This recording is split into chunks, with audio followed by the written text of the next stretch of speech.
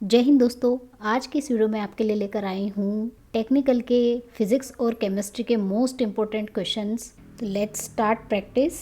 लेकिन उससे पहले अगर आपने चैनल को सब्सक्राइब नहीं किया हो तो आप सब्सक्राइब कर लीजिए और नोटिफिकेशन बेल को भी प्रेस कर लीजिए ताकि आपको आने वाली वीडियोस की नोटिफिकेशन भी मिल सके। सोनार अधिकांशतः प्रयोग में लाया जाता है। तो फ्रेंड्स, मैं आपको यहाँ पर बता दूँ कि जो सोनार होता है वो क्या होता है। यह एक ऐसा उपकरण होता है जिसके द्वारा क्या होता है कि समुद्र की गहराई को ज्ञात किया जा सकता है, जल के नीचे की वस्तुओं को भी पता लगाया जा सकता है। क्योंकि इसमें क्या होता है, एक सोर्स से तरंगे छोड़ी जाती है और ये जिस भी डेस्टिनेशन का पता लगाना हो, सोर्स का पता लगाना हो, वहाँ से टकराकर रिटर्न होके आ जाती है इस यंत्र के द्वारा। इसलिए ये किसके द्वारा, पानी से संबंधित है ये सोनार उपकरण। इसलिए किसके द्वारा उपयोग में लिया जाता है, अधिकांशतः नौ संचालकों द्वारा या फिर नौसेना के द्वारा इसका उपयोग किया जाता है।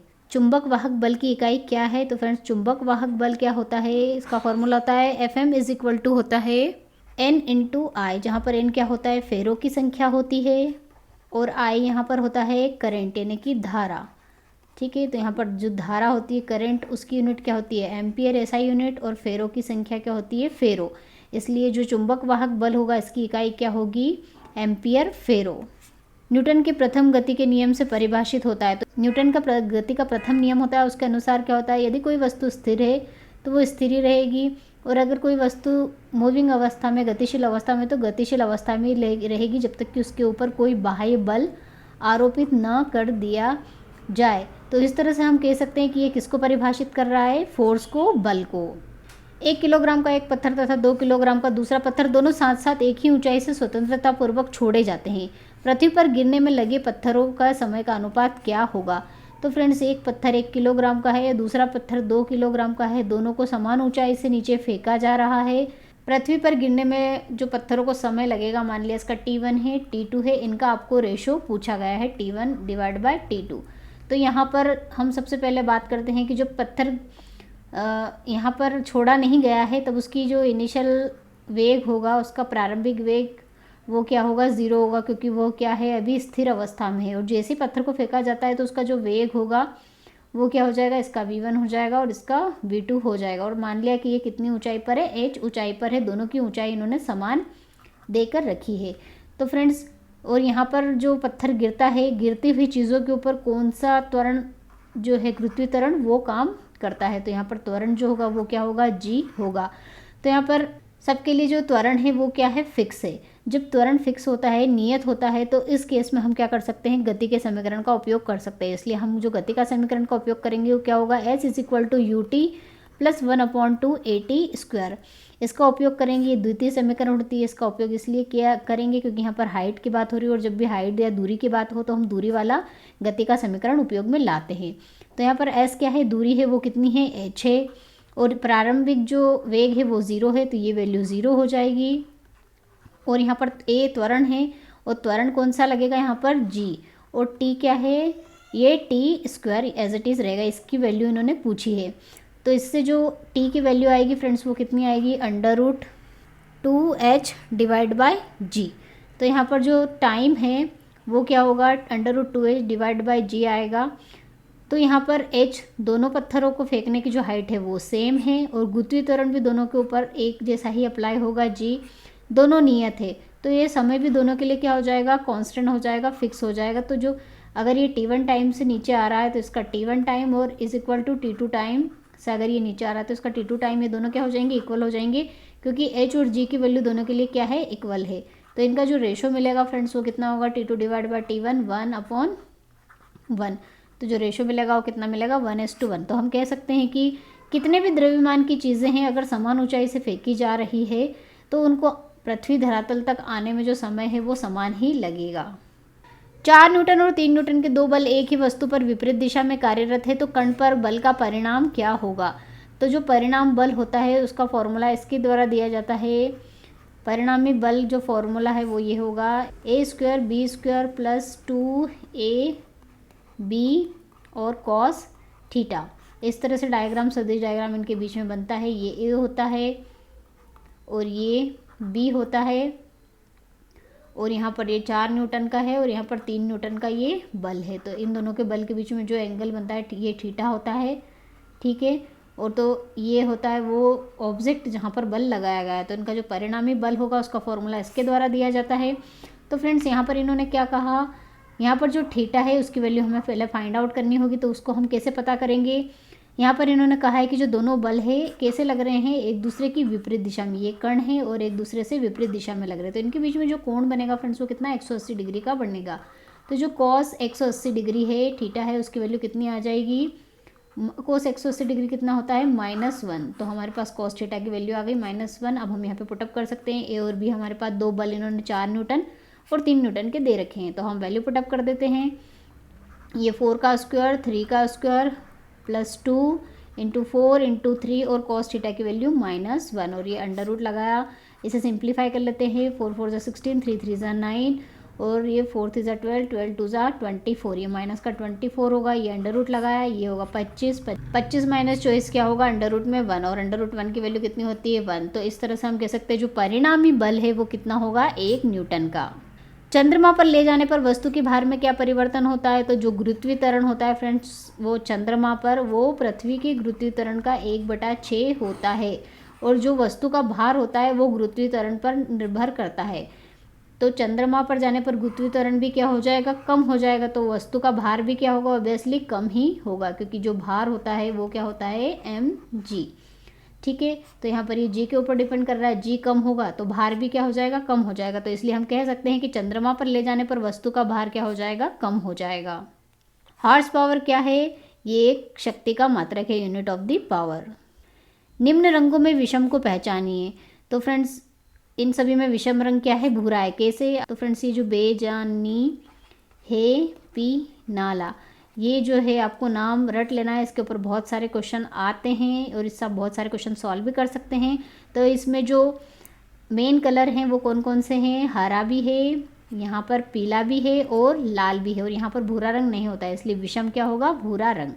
क्रायोजेनिक इंजन में नोदक के रूप में क्या प्रयोग करते हैं, तो फ्रेंड्स क्रायोजेनिक इंजन जो होता है वो ऐसा इंजन होता है जिसका उपयोग किसके लिए किया जाता है, उपग्रह को प्रक्षेपित करने के लिए जिस इंजन की ज़रूरत होती है उसे क्रायोजेनिक इंजन कहते हैं, जिसमें ईंधन के रूप में द्रव हीलियम यानी लिक्विड हीलियम का उपयोग किया जाता है और आक्सीकारक के रूप में ऑक्सीजन का प्रयोग किया जाता है, यानी कि ऑक्सीजन ये हीलियम को जलाने का काम क्रायोजेनिक इंजन में करती है। तो जिसमें क्रायो, जो इसका नाम फ्रेंड्स जो क्रायोजेनिक है, तो इसमें क्रायो का मतलब क्या होता है, निम्न ताप, तो इसमें क्या होता है, निम्न ताप पर द्रव हीलियम को ऑक्सीजन की मदद से जलाया जाता है और उपग्रह को इसके द्वारा प्रक्षेपित किया जाता है। शैथिल्य यानी कि हिस्ट्रेसिस, इसका क्या मतलब होता है, तो ये एक ऐसी प्रोसेस होती है, ऐसी क्रिया होती है जिसमें जो ऊर्जा है उसका ह्रास होता है और जो क्या होती है ऊष्मा के रूप में प्रकट होती है। और शैथिल्य जो चुंबक है उसमें भी शैथिल्य की प्रोसेस पाई जाती है, लेकिन उसमें क्या होता है ऊर्जा लब्धि नहीं होती है, इसमें कभी भी ऊर्जा की लब्धि नहीं होती, ऊर्जा का ह्रास ही होता है, इसलिए ये भी गलत है। और इसमें क्या होता है कि किसी भी चुंबक के चुंबकत्व की तीव्रता शनै शनै कभी भी कम होकर शून्य नहीं होती है, इसमें जो तीव्रता होती है वो अनंत तक बनी रहती है, उसको हटाने के लिए या उसको कम करने के लिए दूसरी प्रोसेस का उपयोग हमें करना पड़ता है, इसलिए ये भी गलत है। और इसमें ऊर्जा ह्रास नहीं होती है तो बिल्कुल गलत है, इसलिए इसका करेक्ट आंसर क्या होगा, शैथिल्य में ऊर्जा ह्रास होता है जो ऊष्मा के रूप में प्रकट होता है। यदि 60 वाट का बल्ब प्रतिदिन 5 घंटे प्रयोग किया जाए तो 30 दिन में कितने यूनिट बिजली खर्च होगी, तो जो यूनिट होती है फ्रेंड्स उसका फॉर्मूला क्या होता है, पावर इनटू टाइम। तो यहाँ पर जो पावर है वो कितनी दे के रखी है, 60 वाट दे के रखी है और टाइम कितना है 5 घंटे का दे के रखा है, तो यहाँ पे हमें जो वैल्यू मिलेगी वो कितनी मिलेगी 300 वाट, और ये हमें वाट और में मिलेगी, इसे हमें किलो वाट में कन्वर्ट करने के लिए 1000 से डिवाइड करना होगा, तो जब डिवाइड करेंगे तो हमें कितना मिलेगा 0.3 किलो वाट। तो 0.3 किलो वाट की जो बिजली खर्च होगी वो कब खर्च होगी, एक दिन में, क्योंकि ये एक दिन का समय दिया था, 5 घंटे चला जाता है उसको, तो इन्होंने पूछा है कि 30 दिन में कितनी यूनिट बिजली खर्च होगी, तो 30 का इसमें मल्टीप्लाई कर दीजिए तो 30 दिन की आ जाएगी, वो कितनी होगी 3 3 9.0, तो 9 यूनिट की बिजली इसमें खर्च होगी। 15 ओम 20 ओम और 30 ओम के प्रतिरोध समांतरबद्ध है तो परिणामी समतुल्य प्रतिरोध होगा, तो ये पैरेलल कनेक्ट किए गए हैं, इस तरह से पैरेलल कनेक्शन इनका किया जाता है पैरेलल कनेक्शन। तो ये 15, ये 20 और ये 30 ओम के जो रेजिस्टेंस है पैरेलल एक दूसरे से जुड़े हुए हैं, तो जब पैरेलल या फिर समांतरबद्ध प्रतिरोध को जोड़ा जाता है तो उनका जो इक्विवेलेंट रेजिस्टेंस परिणामी रेजिस्टेंस है उसका फॉर्मूला किसकी मदद से दिया जाता है, R1 plus 1/R2 plus 1/R3। यहाँ हम वैल्यू पुटअप कर देते हैं। R1 15 है, R2 यहाँ पर 20 दे के रखा है और R3 कितना है, 30 है। इनको जब हम सॉल्व करेंगे, इनका एलसीएम लेंगे तो हमें कितना मिलेगा यहाँ पे 60, और ये कितना होगा 15 4 ज़ा 60 होता है, 20 3 ज़ा 60 और 3 2 ज़ा 60। इनको जब हम जोड़ेंगे तो कितना मिलेगा, 4 3 7 और 1 8 9 9 डिवाइड बाई 60 किसकी वैल्यू मिली है हमें, 1/R इक्विवेलेंट यानी परिणामी रेजिस्टेंस की। जब हम रिवर्स करेंगे तो परिणामी रेजिस्टेंस की वैल्यू कितनी होगी, 60 डिवाइड बाई 9 ओम मिलेगा। हम इसका राइट आंसर होगा 60 डिवाइड बाई 9 ओम। मनुष्य के लिए शौर्य की सह सीमा करीब करीब कितनी होती है, तो जो उनकी टॉलरेबल लिमिट होती है वो होती है 85 डेसिमल से 90 डेसिबल तक होती है। इतनी वो टॉलरेट कर सकते हैं, इसके बाद उन्हें टॉलरेट नहीं कर सकते, वो उसे सहन नहीं कर सकते। नाभिकीय संलय अभिक्रिया में क्या होता है, ऐसी अभिक्रिया होती है जिसमें दो हल्के नाभिक मिलकर एक भारी नाभिक का निर्माण करते हैं और कुछ अन्य कण भी उत्सर्जित होते हैं।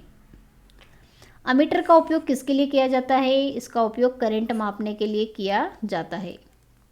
एक बार बराबर होता है, तो फ्रेंड्स जो बार होता है वो दाब को मापने की इकाई होती है। तो एक बार में कितने पास्कल होते हैं, 10⁵ पास्कल्स होते हैं। इसका राइट आंसर होगा 10⁵ पास्कल। किसका कथन है कि कोई पिंड तब तक विराम अवस्था में नहीं बना रह सकता जब तक उस पर कोई बाह्य बल कार्य नहीं करता है। तो फ्रेंड्स अभी मैंने बताया था ये कौन सा नियम होता है, गति का प्रथम नियम होता है, और गति के जो नियम है वो किसके द्वारा दिए गए थे, न्यूटन के द्वारा। तो इसका राइट आंसर होगा न्यूटन। निम्न में से किसमें गतिज ऊर्जा नहीं होती है, चलती हुई गोली, ये चल रही है इसलिए इसमें गतिज ऊर्जा होगी। बहते हुए पानी में पानी बह रहा है इसमें भी होगी। चलते हुए हथौड़े में भी होगी। खींचे हुए धनुष में, धनुष को खींच के रखा हुआ है ना कि वो गतिशील अवस्था में, इसलिए इसमें नहीं होगी। तो इसका राइट आंसर होगा खींचे हुए धनुष में। संवेग का मात्रक क्या होता है, तो फ्रेंड जो संवेग होता है उसको पी से डिनोट किया जाता है और उसका फॉर्मूला क्या होता है, द्रव्यमान गुणित वेग। ये द्रव्यमान है और ये क्या है, वेग है। इन दोनों का मल्टीप्लिकेशन क्या होता है, संवेग। तो द्रव्यमान की जो ऐसा यूनिट है वो किलोग्राम होती है और वेग की क्या होती है, मीटर पर सेकेंड। ठीक है, तो इसका राइट आंसर क्या होगा, किलोग्राम मीटर पर सेकेंड। पहाड़ी सड़कें सीधी ऊपर नहीं जाती वरन धीरे धीरे घूमकर ऊपर जाती है, ऐसा क्यों होता है, तो एकदम स्ट्रेट इस तरह से नहीं सड़कें बनाई जाती पहाड़ी क्षेत्र में, ऐसे घुमावदार सड़कें बनाई जाती है। क्यों, क्योंकि घूमी हुई सड़कों पर जो गुरुत्वाकर्षण बल से उभरने, मतलब जो गुरुत्वाकर्षण बल है उसके विपरीत जो बल हमें लगाना पड़ता है उसकी आवश्यकता बहुत कम पड़ती है, इसलिए क्या बनाई जाती है, घुमावदार सड़कें बनाई जाती है। अदिश राशि कौन सी होती है, तो संवेग और बल दोनों क्या होती है, सदिश राशि जिनमें दिशा की आवश्यकता होती है, जबकि ऊर्जा जो होती है उसमें दिशा की आवश्यकता नहीं होती, इसलिए ऊर्जा क्या है, एक अदिश राशि, स्केलर क्वांटिटी है। रमन प्रभाव प्रकाश की उन किरणों से संबंधित है जो आर पार जाती है। किसके आर पार जाती है, तो ये सभी पारदर्शी माध्यमों के आर पार जाने वाली किरणों से संबंधित है। संयुक्त सूक्ष्मदर्शी में अंतिम प्रतिबिंब कैसा बनता है, तो फ्रेंड्स संयुक्त सूक्ष्मदर्शी में जो प्रतिबिंब बनता है वो आभासी बनता है, लेकिन कैसा बनता है, उल्टा बनता है, इसलिए इसका राइट आंसर होगा वर्चुअल एंड इन्वर्टेड। निम्नलिखित में से किसमें सर्वोच्च विशिष्ट ऊष्मा का मान होता है, तो सर्वोच्च विशिष्ट ऊष्मा किसमें होती है, जल में यानी कि वाटर में होती है।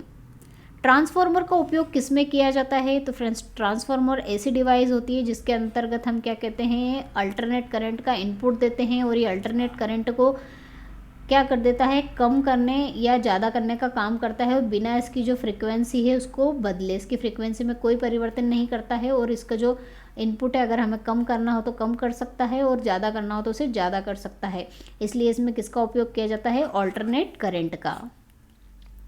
ध्वनि की गति धीमी होती है, ध्वनि की गति धीमी किसमें होती है, हाइड्रोजन में।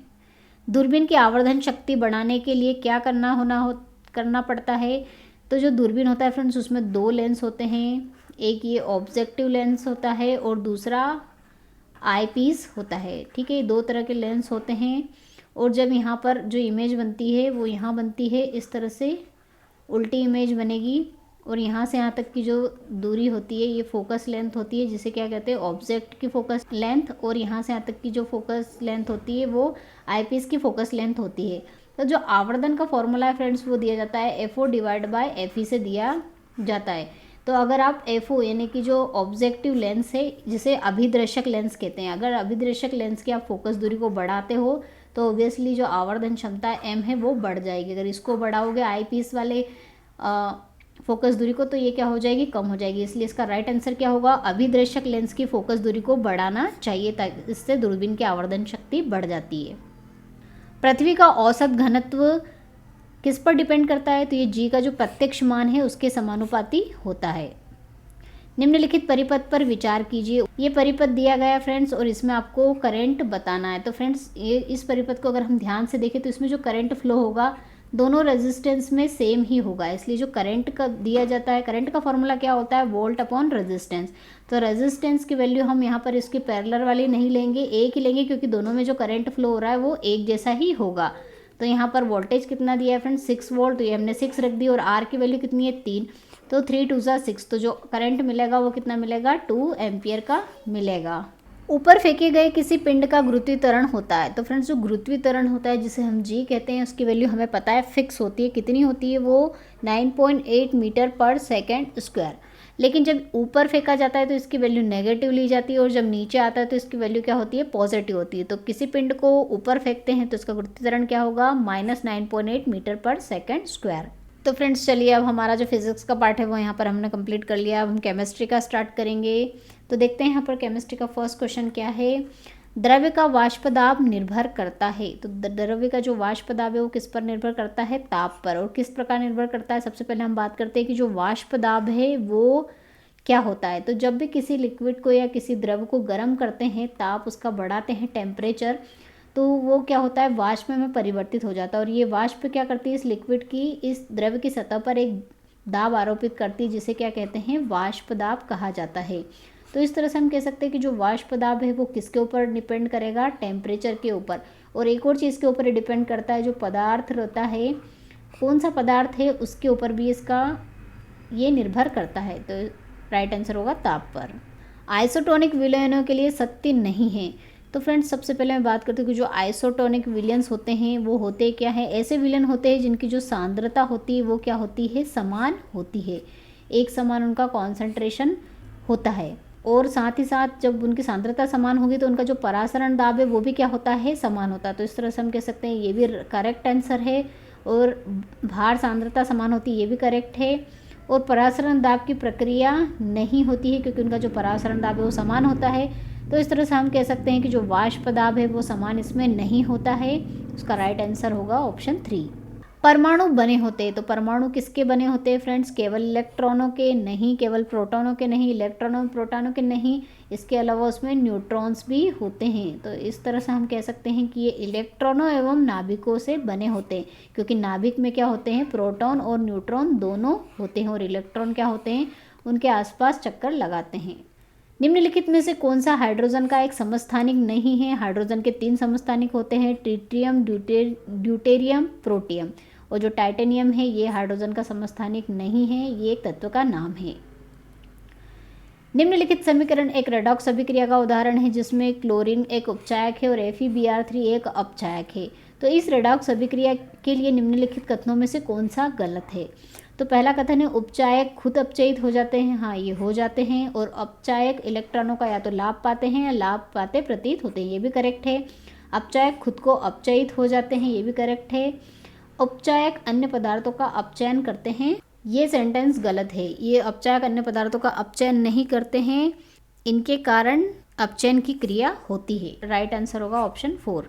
डेनियल सेल का किसका उदाहरण है। तो friends Daniell cell galvanic cell और वोल्टेक सेल दोनों का उदाहरण है, इसलिए हम कह सकते हैं ऑप्शन 2 और 3 दोनों सही हैं। निम्नलिखित में से कौन सा सर्वाधिक स्थायी तत्व है। तो जो सीसा और लेड है ये सबसे ज़्यादा स्थायी तत्व होता है। मार्श गैस में मुख्यतः क्या होता है। तो मार्श गैस में क्या होता है, मीथेन होती है, जिसे CH4 कहते हैं। तो उसका राइट आंसर होगा CH4। सबसे अधिक आघातवर्धी धातु है। आघातवर्धी धातु का वह गुण होता है जिसके द्वारा उसको जितना चाहे उतना हम पतला कर सकते हैं। तो सबसे ज़्यादा पतला कौन सी धातु को किया जा सकता है, चांदी को। हमने मिठाइयाँ देखी होगी, उसके ऊपर चांदी की परत चढ़ाई जाती है, इतनी पतली इस धातु को कर सकते हैं। इसलिए सबसे अधिक आघातवर्धी धातु कौन सी है, चांदी। निम्नलिखित में से कौन सी धातु सर्वाधिक भारी धातु होती है। तो जो सोना है वो सर्वाधिक भारी धातु होती है। निम्नलिखित में से कौन सी धातु अम्ल से हाइड्रोजन विस्थापित नहीं करती है। तो जो कॉपर है वो विस्थापित नहीं करती है। क्यों? जैसे कि चित्र में हम देख रहे हैं, ये जितनी भी धातु ऊपर है हाइड्रोजन के ऊपर, ये सभी क्या है, हाइड्रोजन से सबसे ज़्यादा क्रियाशील रिएक्टिव धातु मेटल्स होती हैं। तो ये क्या करती है, हाइड्रोजन को रिप्लेस कर देती है, विस्थापित कर सकती है। लेकिन ये जो कॉपर, मर्क्यूरी, सिल्वर और गोल्ड है, ये विस्थापित नहीं कर पाती क्योंकि ये हाइड्रोजन से कम क्रियाशील है। इसलिए हम कह सकते हैं कि जो कॉपर है वो धातु अम्ल से हाइड्रोजन को विस्थापित नहीं कर सकती। गैल्वेनी सेल में एनोड होता है। तो फ्रेंड्स, गैल्वेनी सेल में एनोड क्या होता है, एक ऋणात्मक इलेक्ट्रोड होता है। क्यों? क्योंकि ये जो एनोड होता है, एनोड के ऊपर जितने भी ऋणात्मक इलेक्ट्रॉन हैं, इलेक्ट्रॉन ग्रहण कर लेता है ये, और ग्रहण करके इसके ऊपर इकट्ठे हो जाते हैं ये, इसलिए ये क्या कर लेता है, ऋणात्मक आवेश को ग्रहण कर लेता है, इसलिए इसे क्या कहा जाता है, ऋणात्मक इलेक्ट्रोड। किसी तत्व की परमाणु संख्या 35 है तथा 18 इलेक्ट्रॉन है, तो उस तत्व में प्रोटॉनों की संख्या क्या होगी, तो जो प्रोटॉनों की संख्या होती है वो इलेक्ट्रॉनों की संख्या के बराबर होती है उदासीन तत्व में। तो यहाँ पर इलेक्ट्रॉनों की संख्या 18 है, तो नंबर ऑफ प्रोटॉन भी कितने हो जाएंगे, यहाँ पर 18 होंगे। किसी तत्व के परमाणिक भार को किसमें व्यक्त किया जाता है, AMU में, यानी कि एटॉमिक मास यूनिट में इसको व्यक्त किया जाता है। अपचायक वैसे पदार्थ होते हैं जिनमें क्या होता है, इलेक्ट्रॉन त्याग करने की प्रवृत्ति होती है। ऐसे पदार्थ को अपचायक या रिड्यूसिंग एजेंट कहा जाता है। जिस इलेक्ट्रोड पर ऑक्सीकरण होता है उसे क्या कहते हैं, मैंने अभी बताया कि जिस इलेक्ट्रोड पर ऑक्सीकरण होता है, जो इलेक्ट्रॉन ग्रहण करती है, जहाँ पर इलेक्ट्रॉन आवेश इकट्ठे हो जाते हैं, उसे क्या कहा जाता है, एनोड। निम्नलिखित में से कौन सा ना तो तत्व है और ना ही यौगिक, तो वायु ना तो तत्व है ना ही यौगिक है, ये क्या है, एक मिश्रण का उदाहरण है। गोबर गैस के ज्वलनशील भाग का अधिकांश भाग कौन सा होता है, मीथेन का बना होता है, जिसे CH4 कहते हैं। लोहा जिससे प्राप्त किया जाता है वह क्या है, हेमेटाइट। हेमेटाइट लोहे का अयस्क होता है जिससे लोहा प्राप्त किया जाता है। नाइट्रिक अम्ल का निम्नलिखित में से किस धातु पर कोई प्रभाव नहीं पड़ता है, तो जो सोना है, गोल्ड है, उस पर नाइट्रिक अम्ल का कोई असर नहीं होता है। तो फ्रेंड्स, यहाँ पर हमने आज टेक्निकल को टारगेट किया था, जिसमें हमने केमिस्ट्री और फिजिक्स के क्वेश्चन आज डिस्कस किए। आई होप वीडियो आपको पसंद आया हो तो लाइक कीजिए, चैनल को सब्सक्राइब कर लीजिए ताकि आपको आने वाले वीडियोस के नोटिफिकेशन मिल सके। मिलते हैं नेक्स्ट वीडियो में नेक्स्ट टॉपिक के साथ, तब तक के लिए जय हिंद, जय भारत, वंदे।